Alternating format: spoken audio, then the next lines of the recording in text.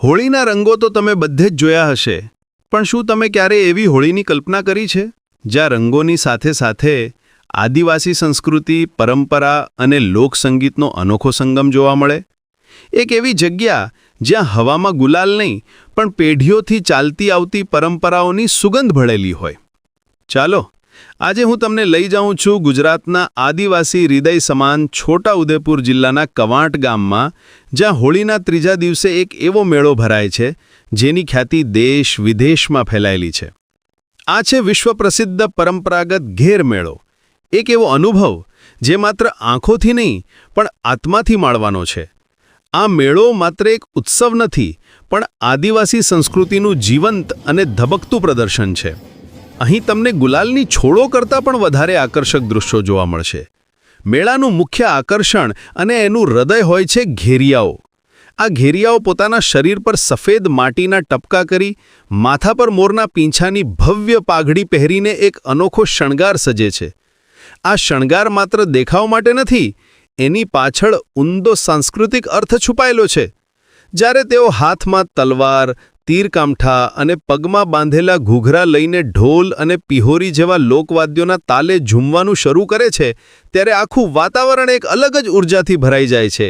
એમનું નૃત્ય એટલું લયબદ્ધ અને જોશથી ભરેલું હોય છે કે જોનારાઓ પણ મંત્રમુગ્ધ થઈને એમની સાથે થિરકવા લાગે છે. આ કોઈ શીખવેલું નૃત્ય નથી, આ તો એમના લોહીમાં વણાયેલી કળા છે જે એમના પૂર્વજોની વાર્તાઓ કહે છે. આ ઘેરિયા જૂથો કવાંટ નગરમાં એક ખૂબ જ સુંદર અને અર્થપૂર્ણ પરંપરાનું પાલન કરે છે, જેને સ્થાનિક ભાષામાં ઘેર ઉઘરાવવી કહેવાય છે. આ રિવાજ મુજબ ઘેરિયાઓનું વૃંદ ગામના દરેક ઘરે અને દુકાને જાય છે, જ્યાં તેઓ પોતાનું પરંપરાગત નૃત્ય રજૂ કરે છે અને લોકો પાસેથી ભેટ સોગાદો અને દાન સ્વીકારે છે. આ પ્રથા માત્ર દાન લેવા પૂરતી સીમિત નથી, પણ એ સમુદાયની એકતા, પરસ્પર સહયોગ અને આદરની ભાવનાનું જીવંત પ્રતીક છે. ગામના લોકો પણ એટલા જ ઉત્સાહ અને શ્રદ્ધાથી આ પરંપરામાં ભાગ લે છે.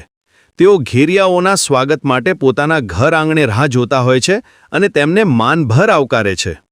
આ દ્રશ્ય જોવું એ ખરેખર એક લહાવો છે, જેમાં સદીઓ જૂની પરંપરાઓ આજે પણ એટલી જીવંત અને મજબૂત હોવાનો અહેસાસ થાય છે. કવાંટના આ ઘેર મેળાની લોકપ્રિયતા માત્ર છોટા ઉદેપુર જિલ્લા કે ગુજરાત પૂરતી સીમિત નથી.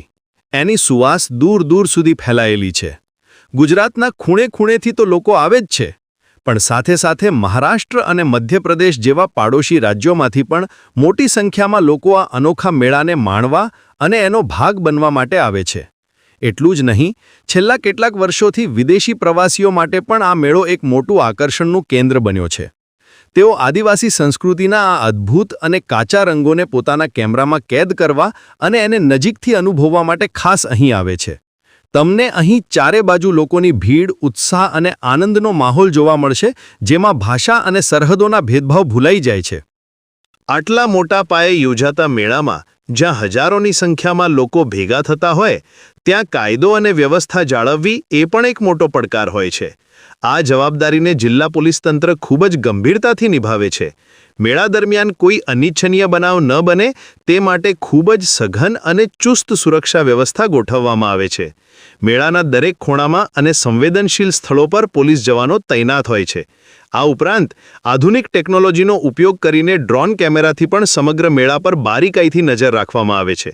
આ બધી વ્યવસ્થાનો હેતુ એ જ હોય છે કે અહીં આવનાર દરેક વ્યક્તિ કોઈપણ પ્રકારના ડર વગર આ અનોખા ઉત્સવનો ભરપૂર આનંદ માણી શકે.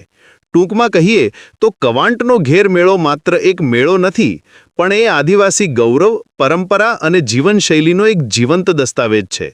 એ એક એવો કેનવાસ છે જેના પર પ્રકૃતિ, કળા અને માનવતાના રંગો એકસાથે જોવા મળે છે. અહીં આવીને તમને અનુભવાશે કે આપણી સંસ્કૃતિ કેટલી સમૃદ્ધ, ઊંડી અને વૈવિધ્યસભર છે. જો તમને ક્યારેય તક મળે તો હોળીના સમયે કવાંટના ઘેરમેળાની મુલાકાત ચોક્કસ લેજો. એ માત્ર એક પ્રવાસ નહીં, પણ એક અનુભવ હશે જે તમને જીવનભર યાદ રહેશે અને આપણી સાંસ્કૃતિક વિરાસત પ્રત્યે તમારું માન અનેક ગણું વધારી દેશે.